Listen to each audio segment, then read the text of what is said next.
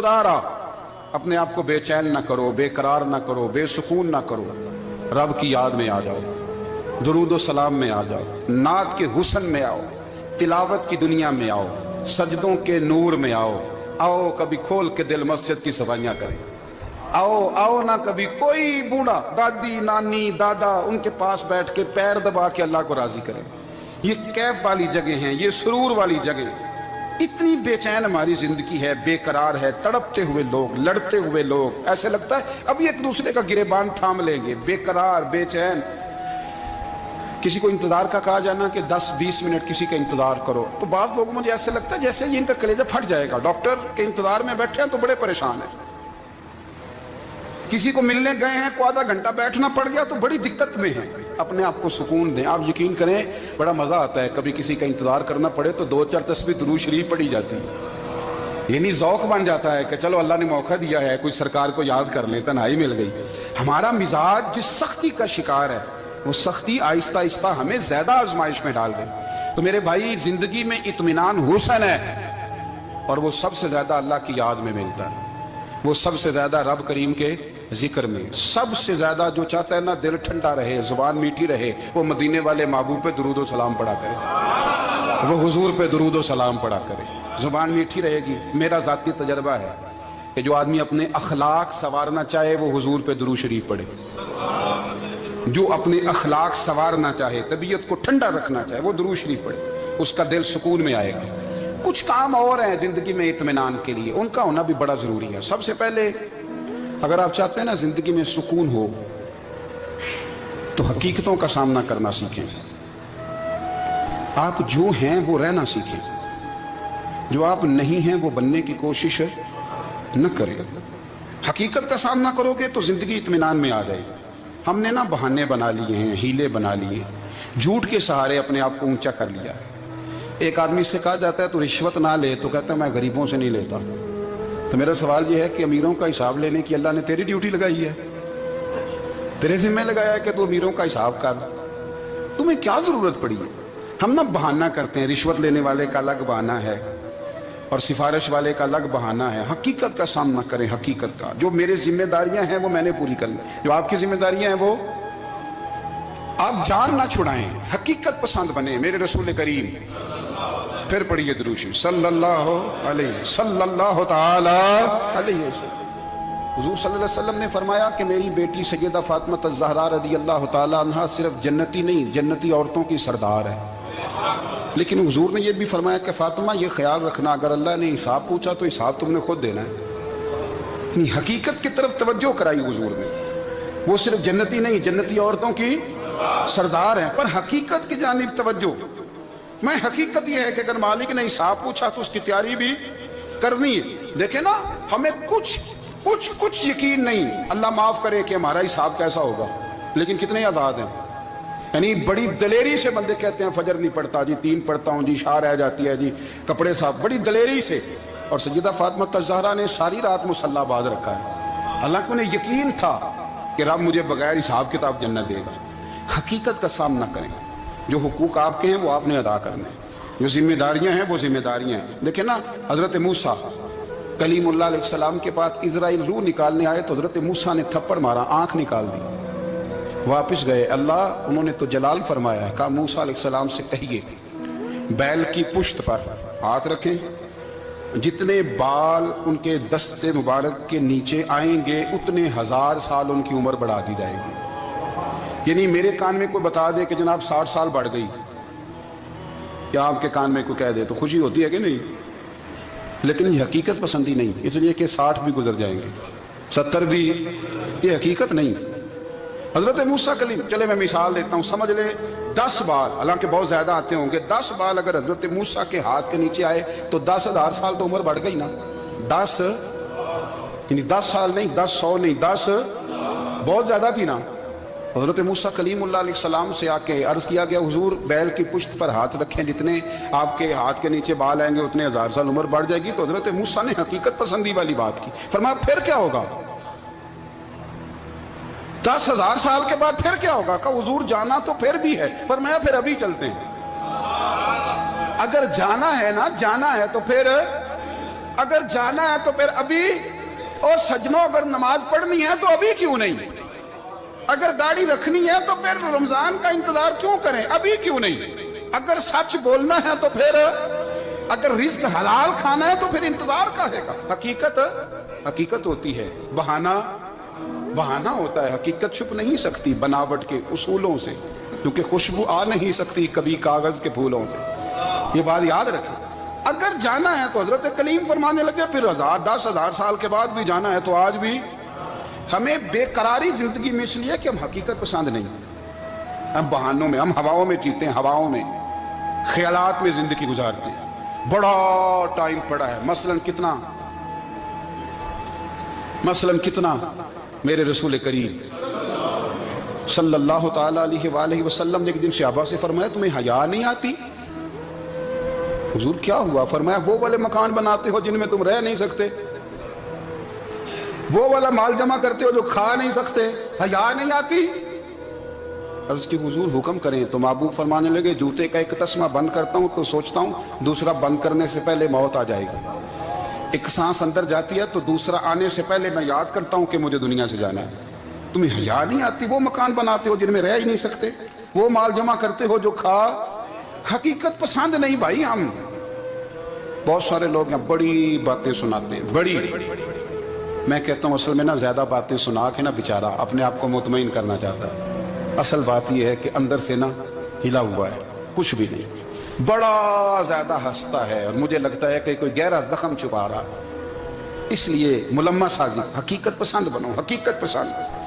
یاد رکھنا من ترک صلاۃ متعمدا فقد کفر، میرے رسول نے حقیقت بیان کی، فرمایا جس نے ایک نماز بھی جان بوجھ کے چھوڑی اس نے رب کے رب ہونے کا انکار کیا، اس نے کفران نعمت کیا۔ یہ حقیقت ہے، کوئی کلیریفیکیشن نہیں، کوئی وضاحت نہیں۔ جو نماز نہیں پڑھتا جھوٹ بولتا ہے، غلط بیانی کرتا ہے۔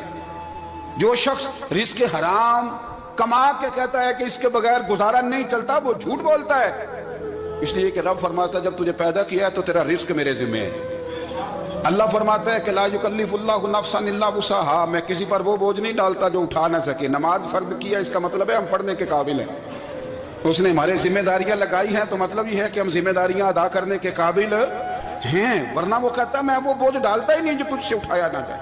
اگر چاہتے ہو کہ زندگی میں اطمینان ملے تو خدا را حقیقت پسند والی زندگی گزارو۔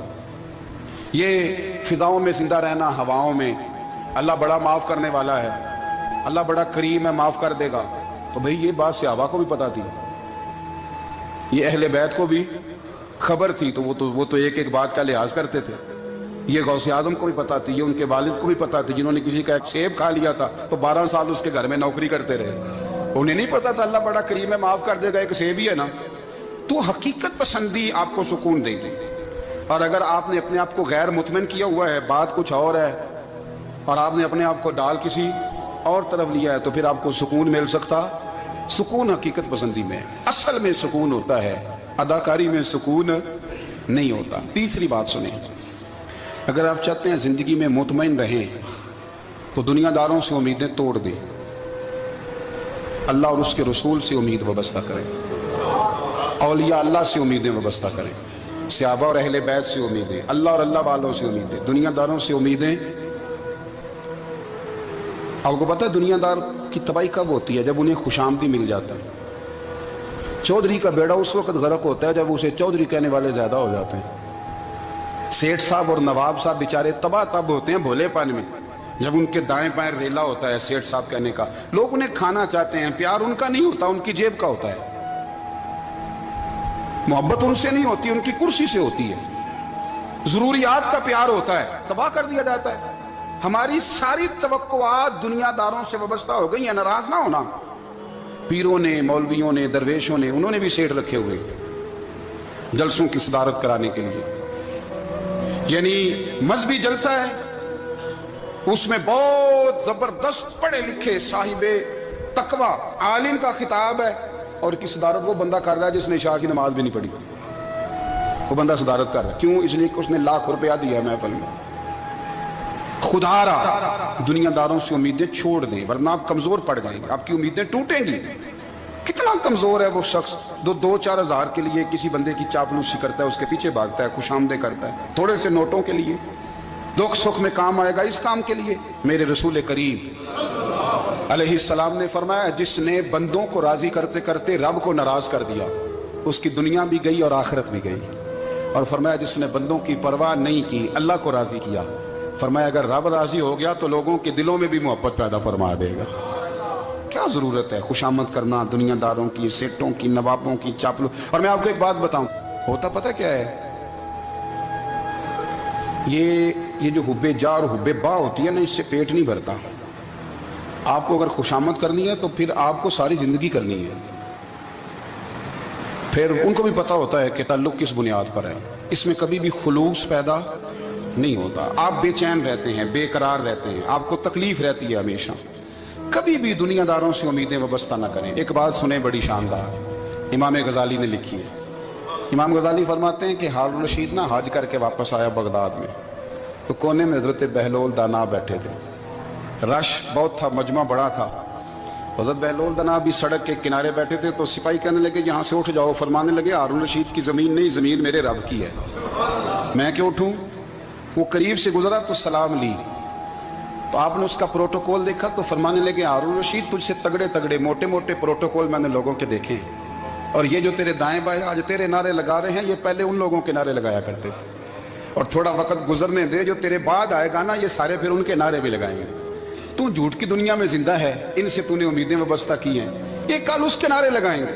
उसके दिल पे बड़ा असर हुआ, घोड़े से उतर आया, आगे कहने लगा, हुजूर आपने मुझे बड़ी अच्छी नसीहत की है, मेरा दिल बड़ा ठंडा हुआ है। मैंने सुना है आप मकरूज हैं, कुछ लोगों का कर्ज, तो मुझे कोई हुक्म ही कर दें। आप हंसने लगे, फरमाने लगे, यार तू तो बड़ा ही बेवकूफ़ है, बड़ा ही बेवकूफ़ है तू, मैं तुझे नसीहत कर रहा हूँ, तू मुझे उलझा रहा है। हुजूर कोई हुक्म कर दें। क्या खूबसूरत अंदाज है रब करीम के बंदों का। हजरत बहलोल दाना फरमाने लगे, तेरा रब कौन है? कहा अल्लाह। तो फरमाया मेरा कौन है? कहा अल्लाह। फरमाने लगे, ये तो नहीं ना हो सकता कि अल्लाह हारून रशीद को देता रहे और बहलोल दाना को भूल ही जाए। ये तो नहीं ना हो सकता कि हारून रशीद को देता रहे और बहलोल दाना को भूल जाए। फरमाया उसका दिल, उसका इरादा हुआ, इरादा कुदरत हुआ कि बहलोल मकरूज रहना चाहिए, तो अगर रब मुझे रखना चाहता है, दुख कबूल मोहम्मद बख्शा, राजी रहन प्यारे। अगर वो चाहता है मैं मकरूज रहूं, तो मैं भी चाहता हूं कि मैं मकरूज ही रहूं। ये तो नहीं ना हो सकता कि तुझे दे और मुझे ना दे। फरमाया मेरी तुझसे कोई उम्मीद नहीं, मुझे जब भी देगा मेरा रब भी देगा, और वो देगा तो फिर इंशाल्लाह खजाने खोल के देगा। दुनियादारों से उम्मीदें वाबस्ता करना, लोगों के पीछे, ये छोड़ दें। आप बेचैन रहेंगे, बेकरार रहेंगे। अल्लाह वालों से जरूर उम्मीदें वाबस्ता करें, इसलिए कि उनके पास जो कुछ होता है वो दरअसल रब का ही होता है। लेकिन सेठों से, नवाबों से, सियासतदानों से बाज आ जाए, हमारी बड़ी उम्मीदें वाबस्ता हैं। मैं अक्सर कहता हूं, जितने फेरे नौकरी के लिए दुनियादार के दरवाजे पे लगाए हैं ना, इससे कम दफा मस्जिद में नफल पड़े होते तो रब उतनी बड़ी मेहरबानी फरमा देता। तीसरी बात यह याद रखें, अगर सुकून लेना चाहते हैं ना, अगर सुकून लेना चाहते हो ना, तो लोगों को डिस्कस करना बंद कर दो। किसको अल्लाह ने कितने पैसे दिए हैं वो जाने और अल्लाह जाने, किसको अल्लाह ने कितनी गाड़ियां दी हैं वो जाने, और लोगों को डिस्कस करना जी। यानी मैं एक जगह बैठा था, तो एक साहब गाड़ी वाला गुजरा, गाड़ी में बैठ के, उसका पड़ोसी था, कहते था मुंह है कार वाला। मैं क्या ਉਹਦਾ ਤੇ ਹੈ ਤਾਂ ਹੀ ਬੈਠਾ ਹੈ। ਤੇ ਹੁਣ ਮੈਂ ਕਿਹਾ ਉਹ ਸਮਝਾਣਾ ਸੀ ਨਾ ਉਹਨੂੰ, ਮੈਂ ਕਿਹਾ ਤੂੰ ਤੇ ਮੈਂ ਹਿਸਾਬ ਲਾਈਏ ਵੀ ਸਾਡੇ ਕੋਲ ਕੋਈ ਨਹੀਂ, ਉਹਦਾ ਤੇ ਹੈ, लेकिन ना अल्लाह ने उसे दी है ना, तो अल्लाह ने चाहा ना वो कार में बैठे, तो इसने फट्टे पे बैठ के ये तबसरा किया कि मुंह है कार वाला। मैं क्या भी वो तो है ता कार है। अब मुझे तुझे अंदाजा लगाना चाहिए कि हम क्या ये बहस है। यदि अल्लाह को चाहिए था माज अल्लाह के पहले तुमसे पूछता कि इसे कार देनी है कि नहीं। क्या मतलब फसूल बहस है। वो चीज हमें इतना तंग करती है, इतनी तकलीफ देती है कि आप यकीन करें सारा दिन उसी को डिस्कस करते हैं, सारा दिन। उसके पास गाड़ी है, उसके पास कार है, फलाने का पैसा 1 नंबर है, फलाने का 2 नंबर है, फलाने का 6 नंबर है। असल बात के अंदर हसद है, इसको निकालो। एक बात कहने लगा हूं, इसे याद रखना। मेरे आला हज़रत रहमतुल्लाह अलैह फरमाया करते, हसद करने वाला बंदों पर एतराज नहीं करता, अल्लाह पर एतराज करता।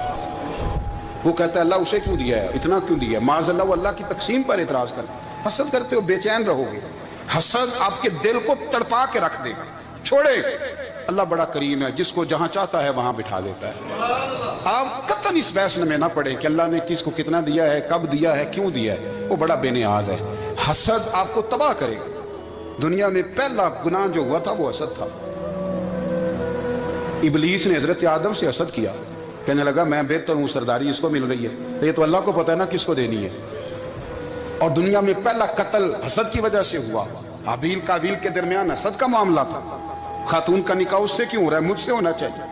حسد تباہی کرتا۔ آپ یقین کریں، یعنی دکاندار کے سامنے دوسری دکان پڑتی ہے اور پریشان ہو جاتا ہے، وہ کہتا ہے میرا کیا بنے گا، لا حول ولا قوت الا باللہ العلی العظیم، یعنی تیرا کیا خیال ہے کہ تیرے حصے کی روٹی وہ کھا جائے گا، اتنا چھوٹا دل، یعنی تیرا موقع یہ ہے کہ تیرے حصے کا نصیب اس تک چلا جائے گا، یہ تیری خواہش ہے۔ ایک دوسرے کی کمزوریاں بیان کرنا، اس کا تو مال ہی ناقص ہے جی، اس کے تو پاس ہی کچھ نہیں، یہ تو کمزور لوگوں کا طریقہ ہے۔ میرے رسول کریم علیہ السلام گزر رہے تھے، پت جھڑ کا موسم تھا، خزاں کا موسم تھا، درختوں کے پتے جھڑ رہے تھے، صحابہ کو ساتھ لے کے حضور گزرے اور ایک درخت کی ٹہنی کو پکڑ کے حضور نے ہلایا۔ صحابہ فرماتے ہیں کہ چھم چھم اس کے پتے گرے، زمین پر ڈھیر لگ گیا۔ حضور نے فرمایا دیکھا تم نے کیا ہوا؟ حضور ہاں۔ فرمایا کتنی تیزی سے پتے جھڑے ہیں، صرف تنا رہ گیا ہے اور خالی ٹہنیاں رہ گئی ہیں، کوئی حسن بچا ہے؟ حضور نہیں۔ تو نبی کریم فرمانے لگے جو حسد کرتا ہے نا، اس کی نیکیاں بھی اسی طرح جھڑ جاتی ہیں، اسی طرح۔ اور ایک جگہ حضور فرمانے لگے جس طرح راکھ لکڑی کو آگ کھا جاتی ہے، جس طرح لکڑی کو آگ، جب آگ کھا جائے تو پھر لکڑی کو لکڑی نہیں کہا جاتا، راکھ کہا جاتا ہے، کوئلہ کہا جاتا ہے، اس کی اصل باقی یعنی اسے کھائی جاتی ہے۔ تو حضور علیہ السلام فرمانے لگے جس طرح آگ لکڑی کو کھا جاتی ہے، فرمایا اسی طرح حسد نیکیوں کو کھا جاتا ہے، نیکیاں رہتی نہیں۔ حسد کرنے والے کے پاس نیکیاں یعنی ان کی اصل شکل موجود، کبھی بھی حسد نہیں کریں۔ اللہ کی تقسیم ہے، جس کو چاہے جب چاہے جتنا چاہے عطا کرے۔ اور چوتھی بات میرے بھائی، کبھی بھی بغض نہ پیدا کریں۔ بغض والے لوگ بے سکون رہتے ہیں۔ بہت ساری کمزوریاں ہمارے اندر ہوتی ہیں نا، پھر اللہ ہماری روزی تو نہیں نہ بند فرماتا، یہ تو نہیں کہتا کہ زمین سے نکل جاؤ۔ اگر یہی والا معاملہ ہو جو ہمارا ہے کہ شادی پہ اس نے میرے ساتھ برا سلوک کیا تھا، ساری زندگی بغض رکھنا ہے۔ اگر یہی معاملہ فرشتے اللہ کی بارگاہ میں کہیں کہ یا اللہ اس نے فلانے دن شراب پی تھی، اب اس کو زمین میں نہیں رہنے دینا، نظام زندگی چلے گا؟ تو اگر اللہ ہمیں معاف کرتا ہے تو ہم بندوں کو معاف کیوں نہیں کرتے؟ آپ یقین کریں، اتنی لمبی عداوتیں، اتنا لمبا حسد، اتنا لمبا بغض، اتنا لمبا۔ حدیث میں نے پڑھی، میں حیران رہ گیا۔ میرے نبی کریم علیہ السلام نے فرمایا اپنی بیوی سے کبھی بغض نہ رکھنا، اگر اس کی ایک بات ناپسند ہو تو اسے چھوڑ کے وہ بات دیکھو جو تمہیں پسند ہے۔ میں اس حدیث کو پڑھ کے سوچنے لگا کہ کیا بیوی کا بھی بغض رکھتے ہیں لوگ؟ اب حضور نے کہا ہے تو اس کا مطلب ہے لوگ بیوی کا بغض بھی رکھتے ہیں۔ اب اس پر استدلال کر کے مجھے کہنا پڑے گا کہ سسرال والوں کا بغض بھی رکھتے ہیں، کہنا پڑے گا کہ بھائی کے سسرال والوں سے بھی بغض رکھتے۔ اس حدیث کی روشنی میں سمجھا کہ لوگ بھابھی کا بغض رکھتے ہیں، بغض، ورنہ عادتیں تو ہماری بھی کئی بری ہوتی ہیں۔ اگر عادات ایک وجہ بنے اختلاف کی تو عادتیں تو ہماری بھی کئی بری ہیں، لیکن ہم اپنی بری عادتوں سمیت اپنے آپ سے پیار کرتے ہیں، اور سامنے والے کی ایک بھی عادت بری ہو تو اس سے بغض رکھتے ہیں۔ بغض نہ پیدا کریں۔ میرے نبی پاک علیہ السلام نے فرمایا کچھ چیزیں تمہارے دین کو مونڈ ڈالیں گی، تباہ کر دیں گی، کاٹ دیں گی۔ حضور کون سی؟ فرمایا حسد، تکبر اور بغض، یہ تمہارے دین کو تباہ کر دیں۔ ہم بے چین اس لیے ہیں کہ ہم نے بہت سارے لوگوں کا بغض پالا ہوا ہے، اور ہر فیلڈ میں سیاستدان نے سیاستدان کا، ذاتیات پر اتر کے بات کرتے ہیں، معزز ترین لوگ، تاجر نے تاجر کا، الا ماشاءاللہ بعض جگہ پہ اہل علم بھی ایک دوسرے سے عداوت رکھتے ہیں۔ خدا را دل رب کریم کے آنے کا ٹھکانہ ہے، یہ صاف ہوگا تو اس میں رب رسول کے جلوے ہوں گے، اور اگر اس میں عداوت ہو، اس میں بغض ہو، اس میں کینہ ہو، نفاق ہو، سنیں میرے رسول کریم حضرت ابو بکر صدیق رضی اللہ تعالیٰ عنہ کہتے ہیں میں رو ہی پڑا۔ مکہ فتح ہوا نا تو اکرمہ بن ابو جہل نے پیغام بھیجا کہ میں نا کلمہ پڑھنے کے لیے آ رہا ہوں۔ بات لمبی ہے، میں موضوع پہ رہنا چاہتا ہوں۔ کہتے ہیں جب وہ آنے لگا نا تو نبی پاک نے ہم سب کو بلایا، ہم حاضر خدمت ہوئے تو حضور فرمانے لگے کہ उसके बाप ने ना बड़ा जुल्म किया है हमारे साथ, अबू जाल ने बड़ा सताया है, बड़ी तकलीफ दी है। आप मुझे बतलाएं कि वो एक दफ़ा किसी शादी पे बहस होती है बीवी के भाई के साथ, फिर सारी ज़िंदगी उस बेचारे को माफ़ी, वो 10 दफ़ा घर आता है माफ़ी मांगने पर सवाल ही नहीं पैदा होता, मैं ओ हो मुझे ही कह दिया, यानी फिर मैं मुझे ही कह दिया आपने और मेरी शान में बेअदबी और फिर मैं माफ़ कर दूँ, तौबा तौबा तौबा, ये कैसे हो सकता है, मेरी नाक नीची हो जाएगी और आपने मुझे कह दिया, सवाल ही नहीं पैदा होता। और ये रोना मैं अक्सर होता हूँ कि शादी वाले दिन दामाद साहब का ज़्यादा दिमाग ख़राब होता है। जब छोटी साली की शादी होती है ना, उस दिन इसको बुखार चढ़ता है, कोई इसको कान में कहता है तेरी इज्जत नहीं कर दे, उस दिन इसका दिमाग ख़राब हो जाता है, बच्चे उठा के निकल आता है, वो बेचारा ससुर मिन्नतें कर रहा होता है कि तेरी मेहरबानी आ जा, ये इज्जत करा रहा है। तो मैंने कहा एहतजाज करके जो इज्जत कराई जाती है वो इज्जत नहीं होती। हाँ, यहाँ मांग के इज्जत लेते हैं लोग, या एहतजाज की कोई इज्जत है? आपके अंदर कमालात इतने हो कि आपकी इज्जत करने को दिल चाहे, यानी मजा आए, यानी लुत्फ आए, यानी आप दूर बैठे हो तो किसी का दिल करे आपको स्टेज पे बुलाने के लिए। ये क्या बात हुई कि छाए जाना और भाग के आगे जाना, इनसे निकलें उदारा, ये अंदर से अदावतें निकाल फेंको। ओ भाई इतना तो लंबा टाइम ही कोई नहीं, इतना तो वक्त ही कोई नहीं, इसको साफ रखो। बंदा कोई कर भी गया तो कोई अर्ज नहीं, चंगी मंदी सजना कोलों 100 वारी हो जाती, यार यारां दा गिला नहीं करदे, असल परीत यार यारां दा जेड़ा गिला करदा जे यार नहीं जी हुंदा। हाँ पक्की बात, पक्की पीढ़ी। मेरा एक संगी मुझे आके कहने लगा फलानी जगह बंदा ये बात कर रहा था, मैं क्या तू उत्थे ही से सुनदा से, तुम ही नाल ही से, मेरा तो सज्जन बात सुन ही नहीं सकता। चंगी मंदी सजना कोलों 100 वारी हो जाती, यार यारां दा गिला नहीं करदे, असल परीत जिन्हां दी। हाँ जो बंदे फिर होते इस तरह के, उनके लिए भी मियाँ साहब ने कहा है, उनके लिए भी मियाँ साहब ने कहा है, उनके लिए भी आपने बात इरशाद फरमाई है। आपने फरमाया चंगा होया लड़ नेड़ियों छुटा, किते उम्र नहीं लंगी सारी, बेकदरां दी यारी कोलों तौबा लख लख वारी, और चंगा होया लड़ नेड़ियों छुटा, किते उम्र नहीं लंगी सारी।